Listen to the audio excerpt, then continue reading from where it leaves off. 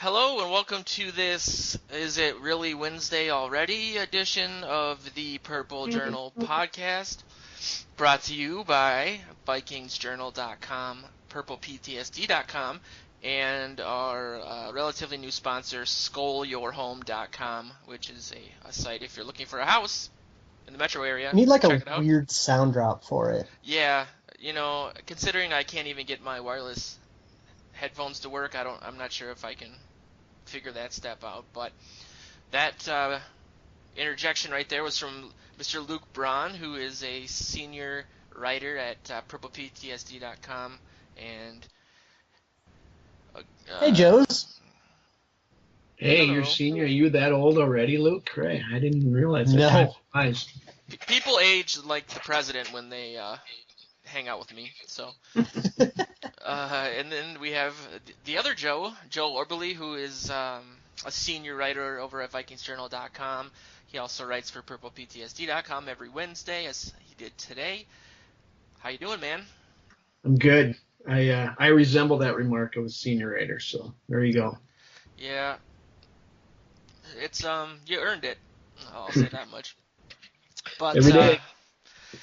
I started the show by saying, is it Wednesday already? Because at this point, I'm going to be completely honest, this is becoming a chore for me mentally. I've said this before in a lot of the I've probably started articles in the last 2-3 weeks with this every single time, but my usual MO when the Vikings do what the Vikings are doing and seem to do always is to curl up into a ball and kind of watch the game but not watch it. That's healthy. That's good. Go to sleep hoping for the best, like with the last drive in this game, and even in the Lions game. I mean, I was just like, I gotta do something else and hope for the best. It never works, but it's been another week, another game that they at least made exciting, I guess. But 4 games in a row. How many times in the last few weeks have we said that it's been a must-win game? I mean, it's just been really, really hard. All those carefree days of living and dying with the Vikings, and Mondays were just days of depression lasting all week until Wednesday, when you actually start looking forward to the next game and forget about what's gone on behind you. But you can dream about watching the Vikings win someday. Exactly. It's a little tougher this year. It's they're back on their mode of always making things interesting, and nothing's ever easy with the Vikings. They don't know what it's like to win and then coast. They are now in a mode of 4 straight losses, and they have to flip the switch somehow because Joe needs them to, by the sounds. I would say maybe coasting's a great word for what they're doing. Yeah, I mean, they're trying. Bradford, Bradford's really. I feel so bad for the guy because he's really by himself, kind of. Carrying the team, but it's just not enough. I was looking at the game. I just rewatched it just over the course of it. Took me like 5 hours to watch the damn game, and when we got to 20 points, when we had that awesome second quarter, before the bye, that we would have won the game. I mean, the defense would have just completely shut the Redskins down, and I don't know if it's that teams have just solved Zimmer and his scheme. Or what it is, but it's a completely different team, and it's not just the offense. I mean, granted, they weren't doing too hot to start the game, and they've been starting slow, and the defense has been on the field a lot. But I mean, what are your general impressions of the game in general? I guess we should start with. I think the team we've seen last week and the week before, I think that is the team we are. I think we spent a lot of time over the first 6 or 7 games saying, oh, well, who are the Vikings? Are they really this good? Are they really this bad? I think they're probably about as good as we saw in the Lions and Redskins games, and that they weren't disastrously bad. They didn't come out with wins, but they were at least they didn't look completely inept like they did in the Bears game. So I think this is close to who they are. How many wins that equals, I think there's a lot of debate to be had about that, but I do think we can at least get a good idea of who the Vikings are, a team that's really bad on offense. Probably pretty good on defense, but definitely not the historic unit we thought they were at the beginning of the year. And special teams, weirdly terrible. What I've gleaned from this swing back and forth is that the margin between winning and losses in this league is really slim. It's really thin. I mean, you're really seeing that. I don't think the Vikings were the monsters of the midway that they were during the 5-0 season. You know, they got some of those wins on the backs of their defense scoring touchdowns and their special team scoring touchdowns. I know that's part of the game, but you can't count on those things all the time. And that's how they won some of those games. So they might not have necessarily had all those wins. You go back to these losses, and they could have easily won at least 2 of those games. Yeah. And so I think it all kinds of evens out. This is probably where this team should be at 5-4 at this point. Unfortunately, how we got here is mind-boggling because it's a night and day switch. So, yeah, I would agree with you. This is who they are. They're going to be in the games this way the rest of the time, and that they're going to be this close, and that's why you have to make a move on your kicker if he's not helping you out, because he's the guy that can win you or lose you some games sometimes. But I know we'll get to that later. So. Yeah, well, that's a good segue. I mean, I was just going to say that I wrote that I think the rough patch people thought this was is turning more into just like a depressing road of itself, like Luke said. I think this is the team. I think something that keeps popping into my head was I think it was Mike Florio, where somebody was talking to PA before the Eagles game, and he was essentially saying what has transpired, that this team has won based on some fluky plays, and that the law of averages were going to bring them back down, and they were going to lose, a series of games in the next. He said he picked the next 4 weeks. Yeah, I do think it's the law of averages, but it's the way that it's happened is probably the worst way possible. I mean, if we fought to 5-4 every other game or something, I think people would be a little more enthusiastic than a team that seems to be in a free fall, but they're not playing that bad. I mean, like you said, they're fighting. They're in the games. The last 2 weeks, they had drives at the end of the game to win or went to overtime.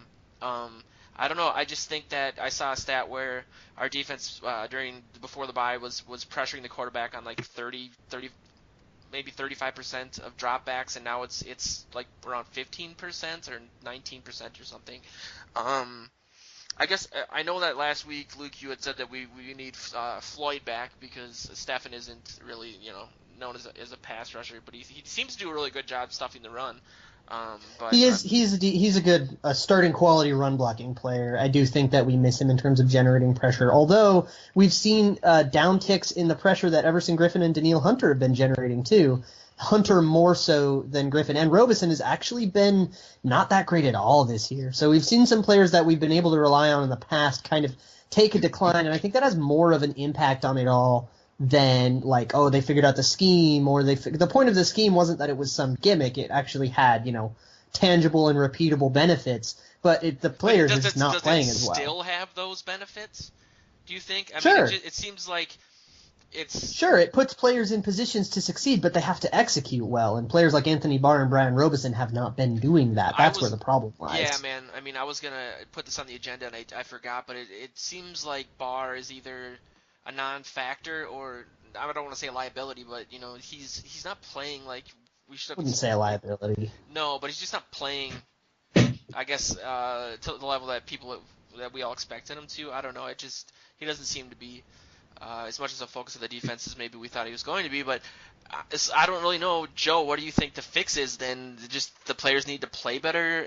One sack against Kirk Cousins. That's what they say in the locker room. That's what they're saying. We just have to execute better. I've heard that till my ears start to bleed. I mean, they have to watch the film and figure out what to do and practice hard and execute well. Yeah, that's pretty sure.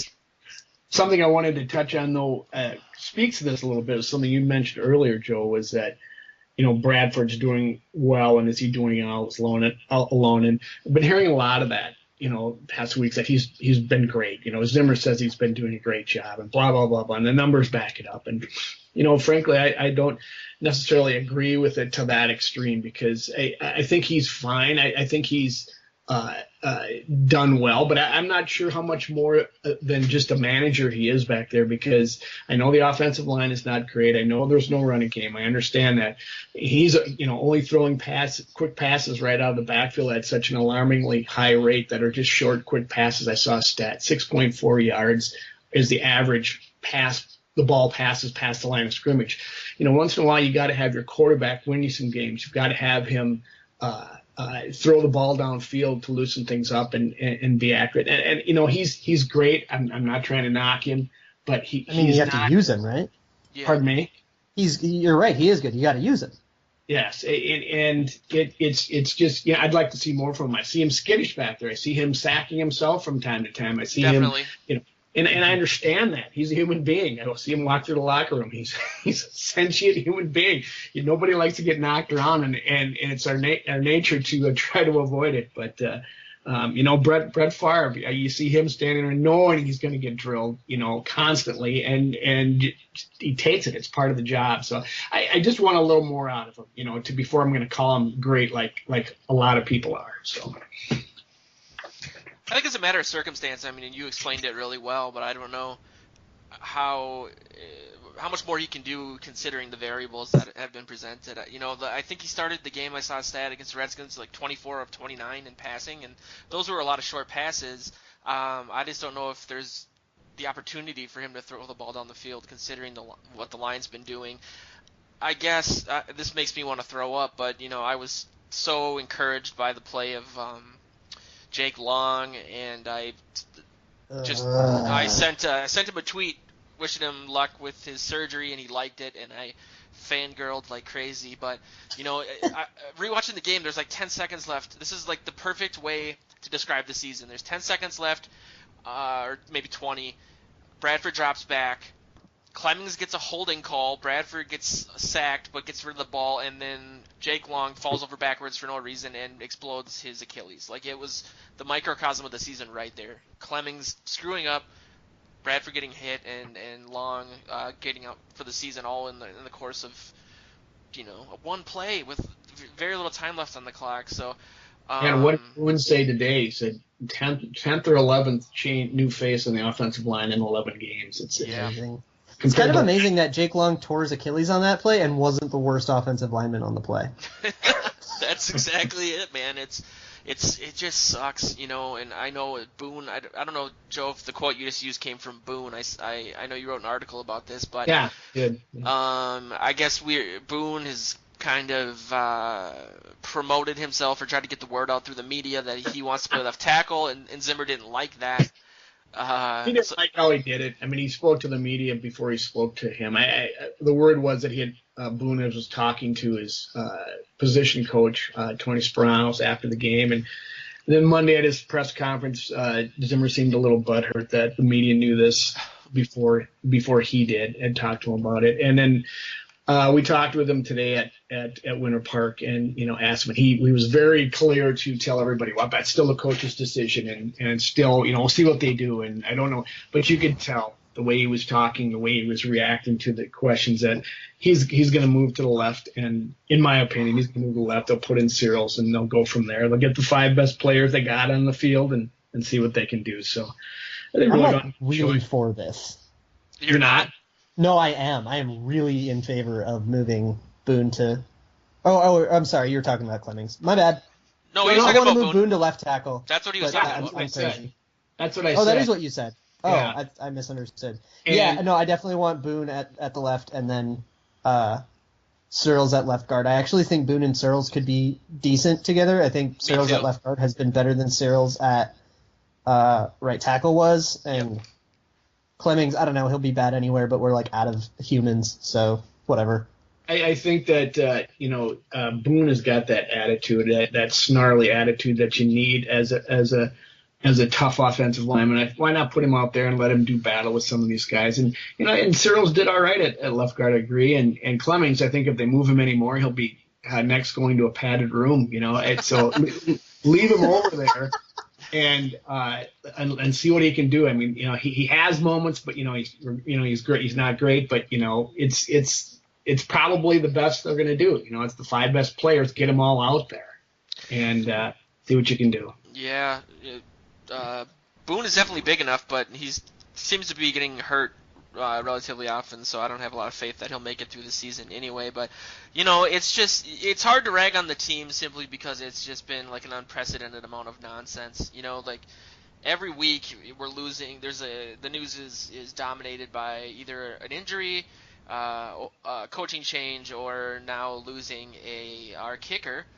It's just been a really strange season that way. So I guess we kind of have come to expect it. But I guess what are your guys' thoughts on the Blair Walsh Kai Forbath situation? Before you answer, I do want to plug. Luke wrote a awesome piece for Purple PTSD about the kickers across the league and different metrics that he came up with. That gave me a small nosebleed when I read about it. But it's got numbers that go 2 decimal places. It's too much for me, man.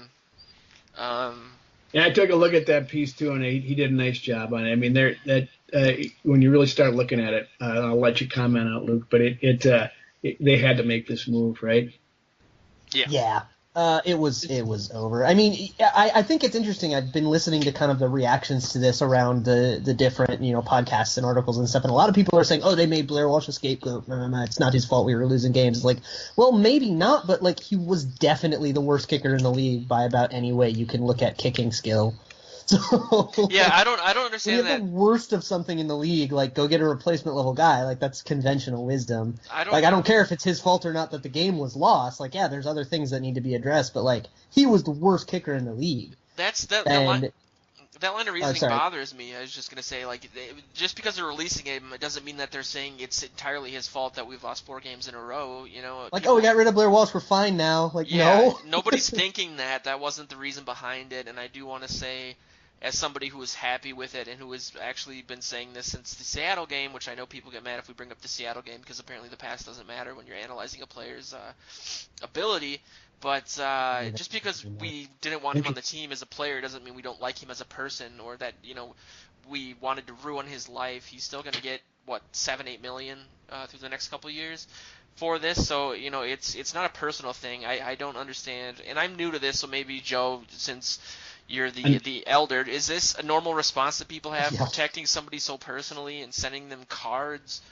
Well, he had that rookie year that got everybody to just fall in love with him. So that's there's going to be some lingering adoration there. But and he's a decent guy. And until things went really bad, he kind of soured to the media. But interesting thing that happened today was, and we were speaking to Boone, and they asked him about this. He says, "Yeah, I feel bad for him. He's a good guy, and you'd hate to see anybody lose their job like that." But he said the bottom line is he's got one job. He's got to make the kicks, and he didn't. So that's the thing. He goes, "Yeah, if that's your one job, you've got to make those kicks." And it was like point blank. Like I said, he's got that snarly attitude, and he said, "Okay, there is some. You can tell there's some people that in the locker room that were a little disappointed that he wasn't making the kicks, which is understandable." So, once you lose the confidence of your teammates and you lose the confidence of your coach. This is, and you're, as Luke pointed out, you're at the bottom of the field stat wise, and the only place to go is pretty much out the door. Even though they're not bringing in a guy that's markedly better, unfortunately. Yeah, I mean, I think Luke's article, you can explain this better than I can, obviously, but I think when it comes down to Kai Forbath, he's more consistent from shorter kicks. Obviously Blair Walsh has the 50-plus yarder record as a rookie, and he's got a stronger leg than Forbath does, but I think Forbath has been more consistent with more gimme type kicks, and recently I think a lot of Blair Walsh's stats, if I read your article correctly, are skewed based on when he's done well versus what he's doing right now. Yeah, so the way that I built this, the math of this is just multiplying the average length of a kicker's entire slate of kicks, including extra points, which are usually a 33-yard kick. So the average length of their kicks multiplied by the percentage of miss or make, and that creates kind of like an adjusted average length. Think of it as like a yards per attempt of sorts. And it kind of works the same way as yards per attempt works with quarterbacks, but for kickers. So by this metric, Blair Walsh is dead last in the league, behind Roberto Aguayo, behind Mike Nugent, dead last. And if you took Kai Forbath's 2015, which, we all remember he went 10-15 in that year and got cut by the New Orleans Saints, he actually ends up middle of the pack because he was very good at extra points, which is definitely valuable now. And I went on a Twitter rant about this today on the Purple PTSD Twitter account of people don't really respect extra points still. They still think it's supposed to be like a gimme, and if you miss an extra point, either something went horribly wrong or you're very bad, and it should totally be a given.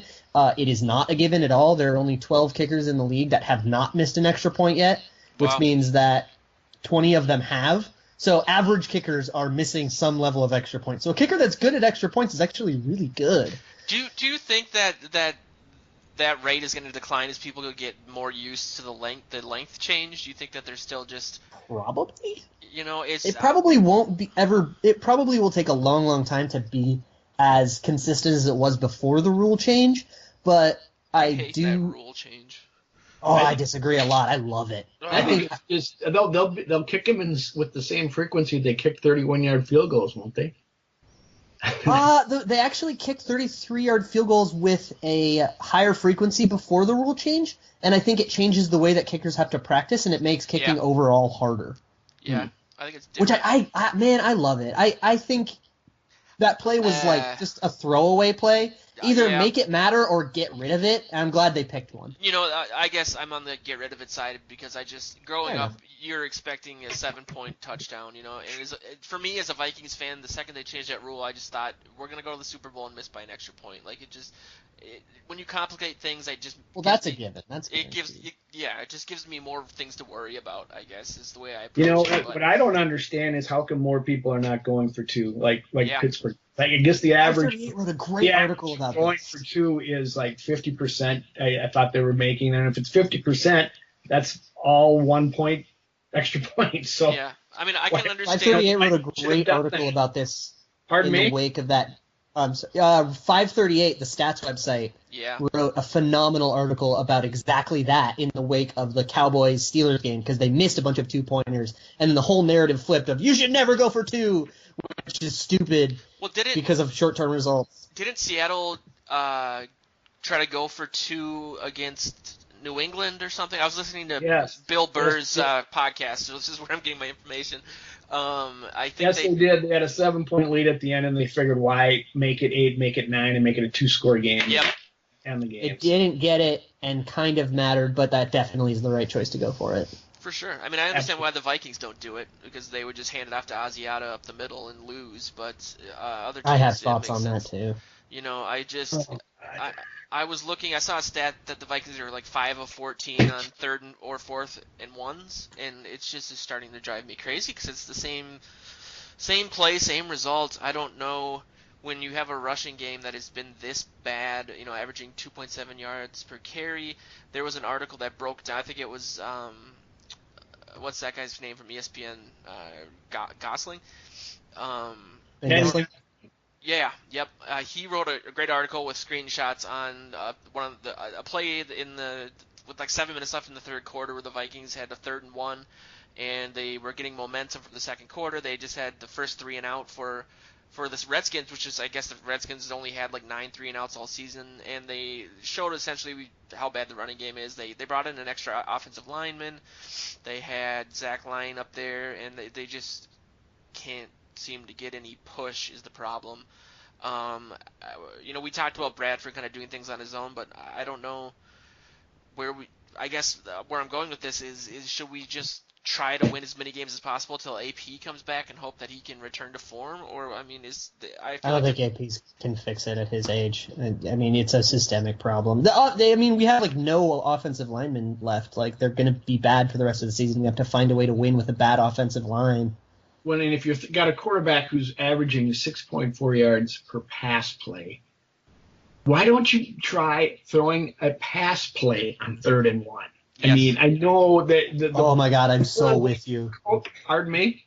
I am so with you. Or in the infrared zone, as we talked about last week. It just drives me nuts. Time after time after time. How many times do you have to run into a brick wall before you start to knock some sense into you? It's like against the rule book of the old coaches. Well, 3rd and 1, we got to line up and run the ball. Well, no, you don't. You don't. I mean, if you're that efficient with your passing game, use your passing game. I don't care if they know it's coming. Well, if they know the run's coming. At this point it's frustrating as heck. I mean it's so interesting because in that New England game that you're talking about, I wrote a story on them in Seattle for the Sports Post, and that last series of plays for New England. I mean, here you got Tom Brady, who's come back from suspension and done nothing but throw touchdown passes, and so all game long against Seattle, they're changing the script. They're sneaking Brady. They're running LeGarrette Blount on all these short yardage things. In fact, they did it 3 times on the goal line and it actually kind of hurt them. So, when you have that much success throwing a pass, why do you have to be? You're trying to be outsmart the guys. I don't know. Maybe I'm talking myself in circles here, but I just need to see something different out of the Vikings in the situation than what they've shown. I am so with you, Joe, on this, because there's actually a counter thought to like the conventional, well, it's 3rd and 1, so you run wisdom, that it essentially comes down to blocking math, because if you bring everybody in tight, right, like we do all the time with the jumbo set, 3 tight ends and a fullback, and you're at a disadvantage with blocking math because they have 11 players and you have 9 blockers because you have a quarterback handing it off and the running back isn't a blocker. So you're at like a huge disadvantage. If you start splitting people out wide and force them to, respect the pass, force them to have a safety 8 yards deep, the run play can actually get a lot easier. And it also opens you up to like throw a freaking crossing route to Kyle Rudolph, because that seems to work a lot. Yeah. It seems like the change with Shermer coming in, it's not much different, to be honest. I mean, we're obviously still banging our heads against the wall. They still got to run his offense. You can't install a whole new offense in the middle of the season, I don't think. But, but you can call a different play. Yeah, which he has to the degree that he's capable of. We'll see next year. Even though I don't want him to be the OC next year, but that's a different discussion. Yeah, it is. But so you're not. Luke kind of stated his view on this, but Joe, what are your thoughts about AP coming back in December? Do you think that'll change anything, or do you think what's the point? I think it will, because if he comes back, he's in shape and he's able to play and can run as hard as he can. You're going to see what you saw the first 2 games of the year, where defenses will stack the box, and that could possibly open up that short passing game a little bit more. I don't know.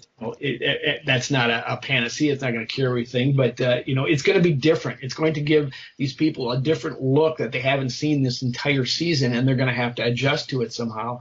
And so I think you can change things. Without the offensive line, ultimately he's not going to be, gangbusters. But I think he has better vision than Asiata does, perhaps, and he's more powerful than McKinnon going up the middle. So with power and speed, he's got a chance of if they do ever open a hole, getting through and maybe getting five yards on a run. Wouldn't that be wonderful? Didn't he succeed last year despite the offensive line, or am I looking at he succeeded. He was okay with 4.5 yards per attempt. He was like 16th or something in the league in yards per attempt, and had an absolute ass load of running plays. Yeah, he ran so many times. They assisted the offensive line with tight ends and chipping and stuff, and we're not chipping, but just helping out as well. So, they had a.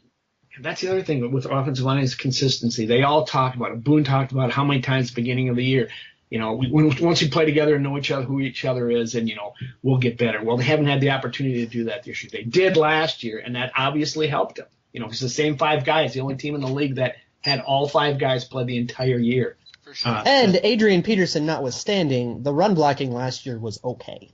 Yep. Pass blocking was terrible, but run blocking, okay. Yeah. Now, why? How does that change? I mean, it's the total opposite this year. God damn. Everyone died. Yeah, that was. It's like a Final Destination movie on that offensive line. Boone and Berger have to be looking at each other like, which one of us is next? That was the best analogy ever. I think I read it on Reddit somewhere. I'm not clever enough to come up with that joke. I honestly, that's the first thought that came. I said, where did he steal that from? I don't know. I'm a pro AP guy just because it is something different. I think he, if nothing else, he'll open up the passing game even more, and that's kind of a good way to get into the game that Diggs had. He had 13 catches, 2 games in a row, which is an NFL record, 6 catches on the last drive. He's, after disappearing for a while, which was not concerning, I guess, but I kind of thought maybe I guess the reasoning was that he was kind of the number 2 receiver last year behind Wallace, and He kind of disappeared after people focused on him a little bit as a rookie, and then he obviously was dealing with injuries this season. But he seems to be something to at least be excited about. As I say that with no enthusiasm. He stepped up his game. He's a better receiver this year than he was last year. They adjusted to him, and I think he made some changes this offseason and adjusted as well. And he's got a good thing going with Bradford. Bradford obviously looks for him. Now, granted, they're not long passes, but it doesn't matter. Get him the ball and let him see what he can do. There's also the stat, if he catches 11 this week against Arizona, and there's no reason to think why he won't, he'll have the largest or the best 3-game span in NFL history as well. So wow. Yeah. So yeah. Oh, I saw that. Do you think Diggs is going to be our Larry Fitzgerald, the guy that is an amazing wide receiver, incredibly loyal to the team, but never gets a ring because he's a Viking for his whole career? Yeah. Or Randy Moss or Chris Carter or Jake Reed. Well, Randy Moss went elsewhere. Randy Moss's best chance at a ring was 2007. Yeah. Yeah, they don't get much better than that. Yeah. He was on the probably 2 best non-winning Super Bowl teams ever. He definitely was, and they were the 2 top offenses at the time. And he played in a Super Bowl in San Francisco. Dude's cursed. Yeah.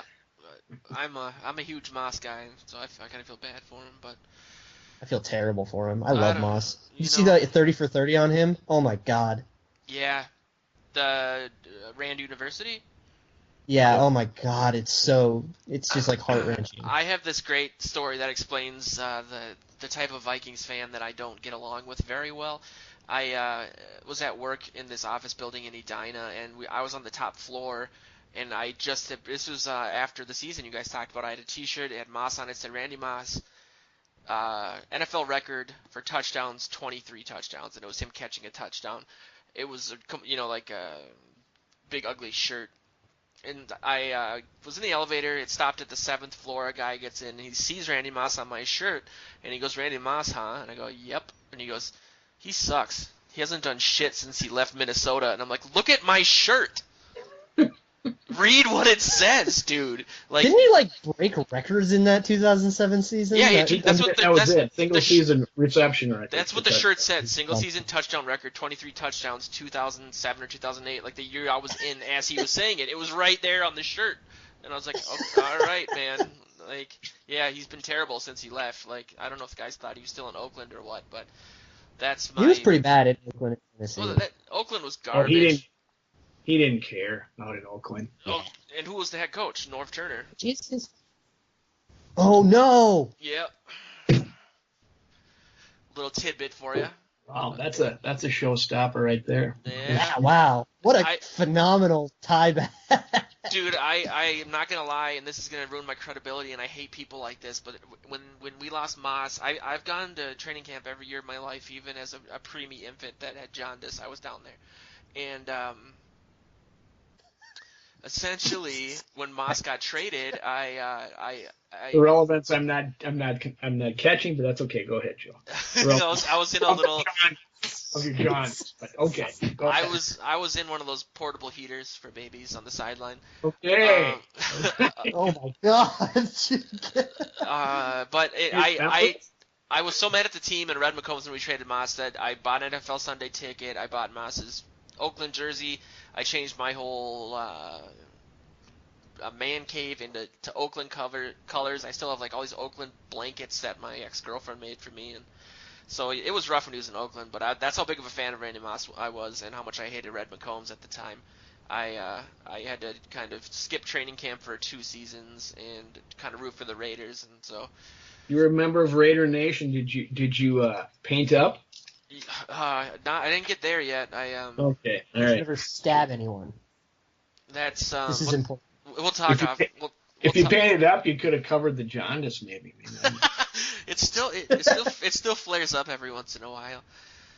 That's alarming. I look like a minion. Anyway.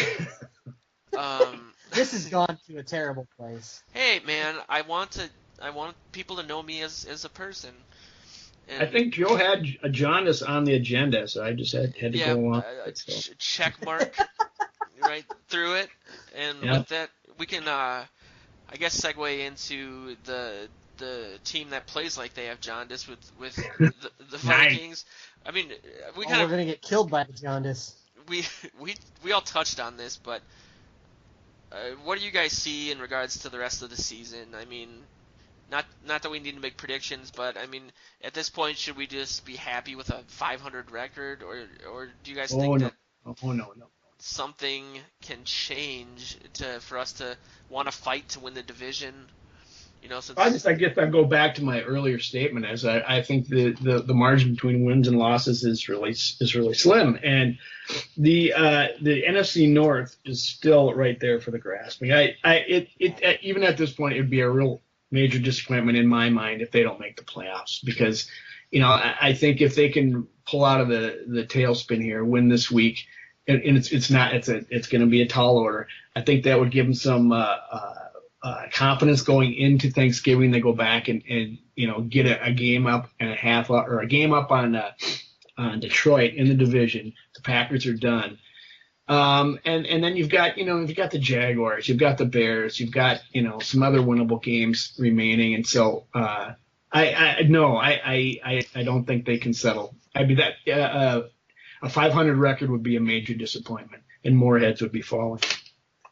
I'm probably not as optimistic as you are, but I do think that, I wouldn't put money on it, but gun to my head, if I had to predict something, I could still probably say the Vikings find a way to get into the playoffs, just because they've still got a lot of dregs on their schedule, and we're in an absolute ass of a division.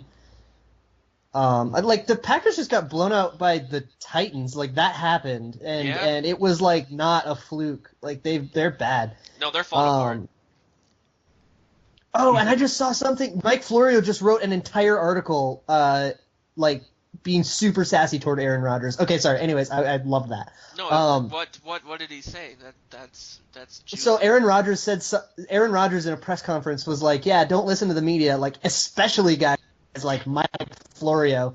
Don't waste your time. And Mike Florio wrote a whole piece about sorry I wasted your time having takes, and it was so sassy and it was amazing.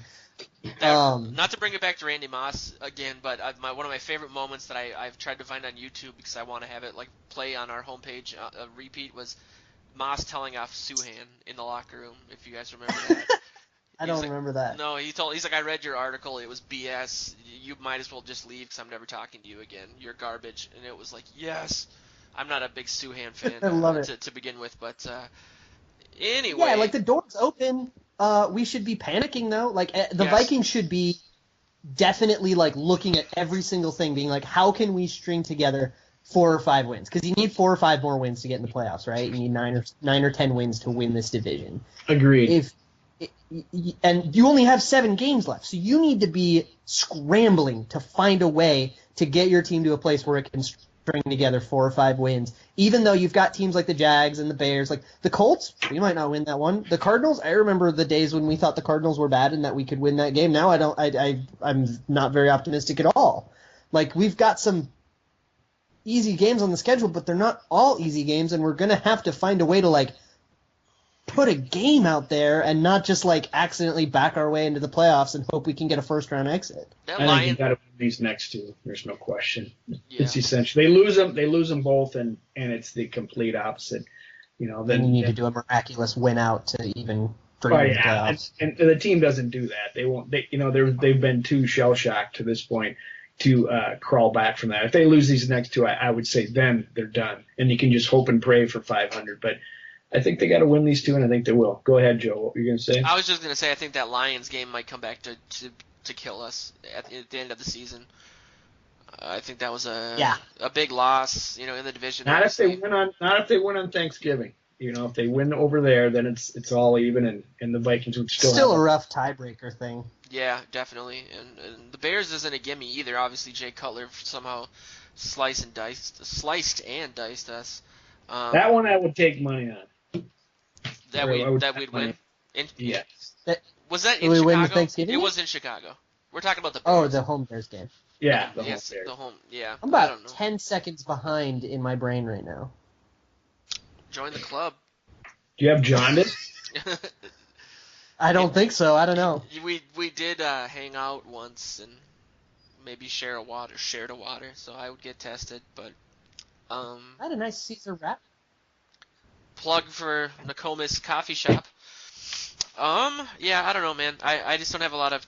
I feel like I'm watching a foregone conclusion. You know, I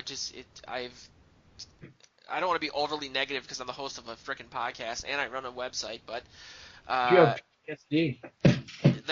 where do you think it I comes feel like from? just the name of the website on its own allows you to be negative. Please do carry on. And I do think, sometimes I get a little like validated by this, like for people that rip on the name of the website that aren't veterans, it's like, that's why it's named what it is. But, I don't know. I at this point, I guess my thing is if we string together wins, it'd be like one of those Herbie movies from the '60s where they're like patching Herbie back together. And what's his? I know the name of the actor that did it. Dean Jones. No, the funny guy that was an alcoholic and Foster Brooks. No. Close enough. Anyway, like if we string together wins, what's the point? We're just gonna get killed in the playoffs, and then anything can happen. And then I think probably anything won't happen, but anything can happen in the dance. And then I think let's lose for draft purposes, but we don't have a draft pick next year. So basically, what I'm saying is I want to move into the woods, get off the grid. Turn off your cell phone.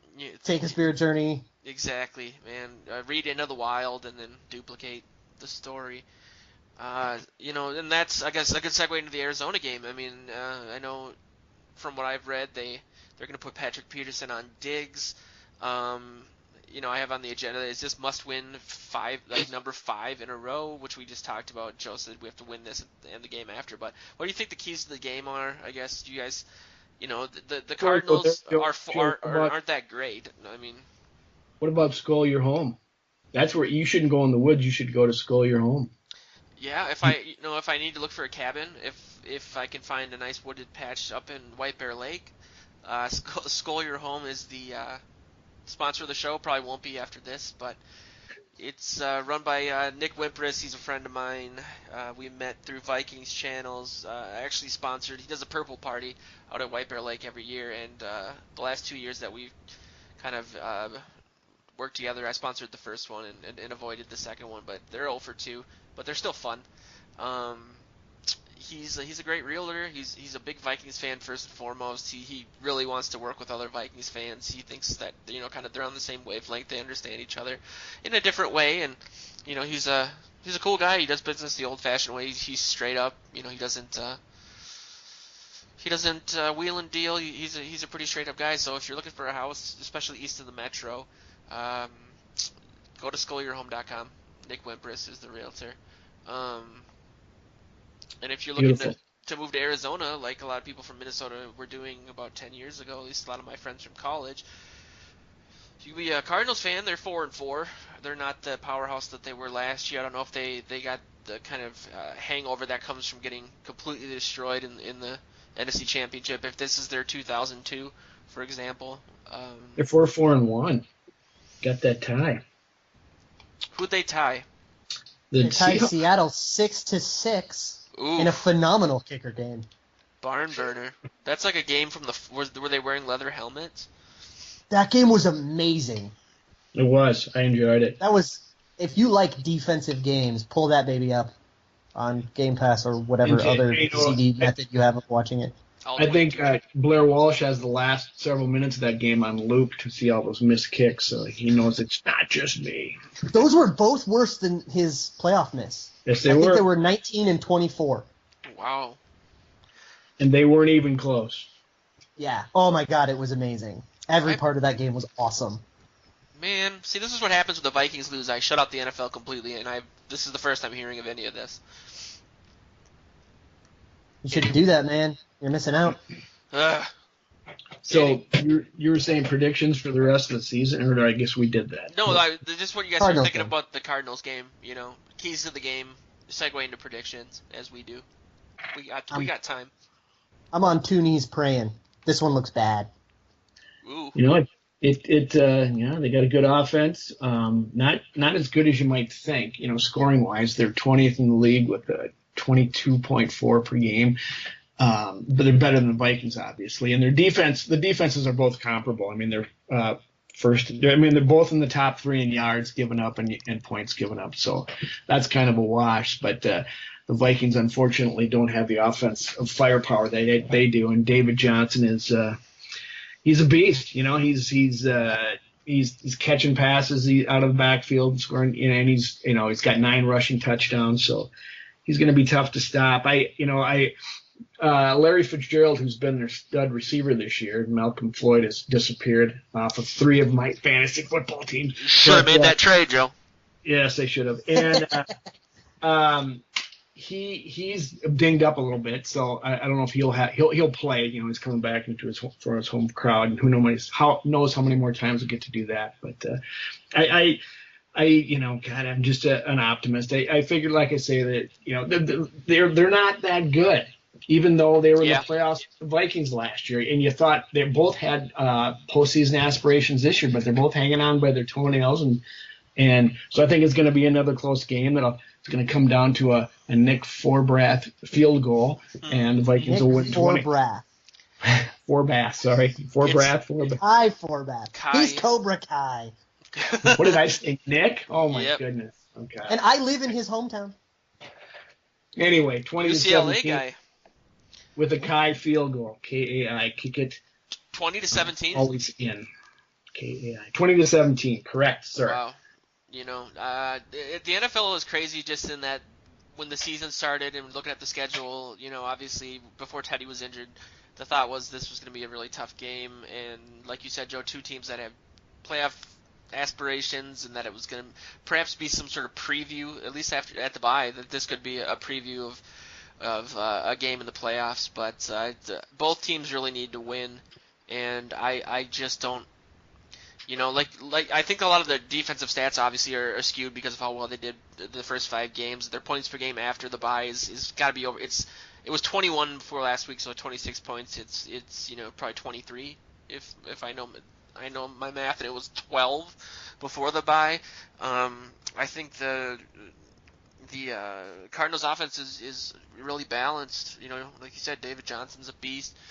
Carson Palmer's good. Larry Johnson, sorry, that's my uncle, and I was thinking about him. Larry Johnson, wow. My uncle, who's a gigantic Vikings fan, he was a part of the Southern California Vikings fan club in the 70s. He passed away about 2 years ago, and every time the Vikings win, me and my dad go out to his grave at Fort Snelling and pour wild turkey on it for him. I think my dad drafted Larry Johnson in fantasy in 2005. He was for the Cardinals. But anyway, his son, who's my cousin, the basketball player, Larry Johnson. He's coming into town to watch the Cardinals game this weekend, and I was going to go, but my foot still hasn't healed, so I can't go anywhere. So that's where that slip-up came from. And his name's Patrick Johnson. He's probably going to listen to this. So you got handicap stuff out there, Joe. Come on. I want to take advantage of that, but at the same time, they're just going to say, use crutches, you fat ass. And I'll just, I think that still counts. Yeah, I just... I don't know how it works. I'm taking as much advantage of this as possible, and I'm getting so used to it that I'm starting to see... Never mind. But no, back to the... we were talking about the Cardinals. So the Cardinals have a whole bunch of strengths, and the Vikings have a few certain weaknesses, and the Cardinals' strengths all, specifically attack our weaknesses, so this is bad. So they are generating pressure, according to Football Outsiders, at the 7th highest rate in the league. Better than the Rams, and better than the Seahawks, better than the Texans. By the way, our offensive line is a disaster, and they're pretty good at generating pressure. Where are we on that list? Our defense has... where are we on that list? According to Football Outsiders, we're 20th. But that's... I don't know, that sounds weird to me. Anyways, so the Cardinals, very good at generating pressure. By the way, their secondary is awesome, and Patrick Peterson's awesome, so... there's just, no way that our offense doesn't get completely smothered in this game. I just don't see how we even move the ball. And on the other side of the ball, you know how we gave up a bunch of yards to, Jordan Howard and Theo Riddick, and, these, shifty back. I think Darren Sproles actually had an okay game against us, too. David Johnson is, the god of those players. So, everything that the Cardinals are good at, completely destroys us. So I am not feeling great about this game at all. But then the NFL is random, so, we'll probably win, 30-14 or something, and I'll be wrong. I don't know. No, I think you said what I was trying to say before I completely segued into my own family. I just don't see it happening, man. And the offensive line, obviously there's going to be more change there. We're moving a guard to left tackle, maybe, or we're getting a guy off a practice squad from the Jaguars. Like, why don't you just go to Target and find the tallest guy you can? It's Austin Shepard deserves more than this. it could be a disaster. The line is so important, and they're good, and we're not playing very very well. I mean, I think our offensive improvement was not completely, but a lot of it was predicated on the improved play of the line because of Jake Long, and now he's gone, and now there's more change.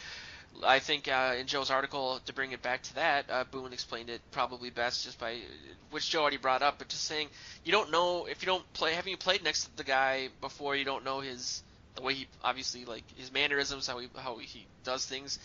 You can't do that against a team that, on paper, is really good, like Luke just explained. So I will just say that I don't see anything good happening, and if my foot wasn't broken, I would re-break it to avoid paying money to go to that game, because it's not going to end well. In my opinion, I think it's going to be like 34-10, maybe. So you guys are... I'm going 24-10 Cardinals. Ooh, okay. I got a chance to win this one. So I really hope that you're right, and I just... I also think some portion of our 10 will be in garbage time. Exactly. It's going to be bad. Diggs will get 12 catches on the last drive, and it'll end with a sack like it always does. Hey, they're going to put or Patrick it's like a weird Zach line touchdown nobody even cares about for fantasy. They're going to put Patrick Peterson on Diggs, but he schooled Josh Norman, so hey, no big whoop. Yeah, that's actually a fun matchup. I'm curious to see if he'll get open and then not get thrown at because Sam Bradford got sacked. That'll be the key to the game, and that'll be a great topic to talk about next week. But do you guys have any closing thoughts? We have typically go for about an hour, so we have 6 minutes if you guys want to. I don't know. You got any more family members you want to talk about? Yeah, my aunt. I have more kicker takes. Yeah, man, go into that. I have a round the league kicker takes. So Justin Tucker, who's perfect, one of two perfect kickers on the season, he and Adam Vinatieri, also has kicked the hardest slate of kicks in the league. So Justin Tucker is a god. Wow. Steven Gostkowski is bad now. Chandler Catanzaro is bad. Kai Forbath would have been in the middle of the league this year. Well, 15 attempts. What is the? Do you know off your top of your head what the average amount of attempts is per season for a kicker? Like, 15 doesn't seem like a lot. No, he got cut immediately. The Saints went through like 3 kickers that year. No, I have no idea what the average on a season is, but I do. That's why I converted everything to rate stats. Everybody's not liking Graham Gano on the Panthers for some reason, but he's 10th in the league. Weird. Got him on my fantasy team. I like him. I picked up Kai Forbath in a fantasy league because YOLO. Oh man. Well, I'm like 3-6 in that league. I don't care. I'm on a 2-game winning streak. How'd you like? Yeah, one of them is against me. Yeah, I know people probably don't care about this, but no one's listening at this point after my segue about They've all my yellowing skin as a toddler. But me and Luke, I had a trade. I got Ezekiel Elliott, Alshon Jeffrey, and T.Y. Hilton for. This is like a legend. This is like a Herschel Walker legendary. It was, dude. Football. I mean, granted, it's great that Jeffrey's got a PED ban, so that kind of ruins it. And he was having a bad season anyway. But my first thought when I saw that was like, yes. Just out of spite. I gave just because that trade was so bad. I gave you Gurley, and I don't know if was there anybody else?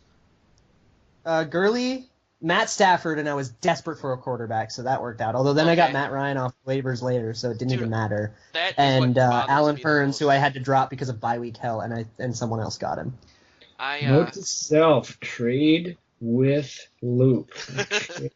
Come get someone from me. I'm ready to make a mistake today. Dude, I just picked up Stafford that day to make that trade off the waiver wire, but you got me back because I did have Matt Ryan on before Stafford because I have Russell Wilson, and I dropped him for like a tight end during. You dropped Matt Ryan? You saved my season. Yes, I dropped Matt Ryan. It was like the week before. It was like he had like 2 bad games in a row and looked like he was probably not going to be a good fantasy one. Yep, that was and it. I was like, I don't know. I don't care. I'm like 0-3 or something. That was totally it, man. And now I'm just relying on Mariota, who's had like 30 points the last 3 weeks, which has helped. But that's going to bother me because I made promises to whoever wins this league with the half the people that aren't paying attention. But hopefully I can pull it out. Anyway. But yeah, that's pretty much the end of the show. Again, I want to shout out SkullYourHome.com as our sponsor. Definitely check out his site if you want to buy a house or sell your house. Again, this show is brought to you by Vikings Journal. Follow Vikings Journal on Twitter and on Facebook. Same thing with Purple PTSD. We're on pretty much every social media thing except for Snapchat because I'm not 15 and just looking for. Never mind. You ever abandon a joke midway through because you realized it was a terrible idea? I think we're glad he did. Yeah, I mean, we can edit things, but at the same time, yikes. I want to thank Joe Oberly and Luke Braun, and definitely want to have you guys check us out next week, despite what just happened. You'll get to hear me follow us on all the Twitter things. You'll get to hear me rub the Vikings win in their faces, so tune in for that. I hope. Otherwise, I would love for that to happen. It needs to, man. The show needs it. I need it. The team definitely needs it. It would be huge, but it's not going to happen. So check us out next week around 10:30 at night. Thanks for listening.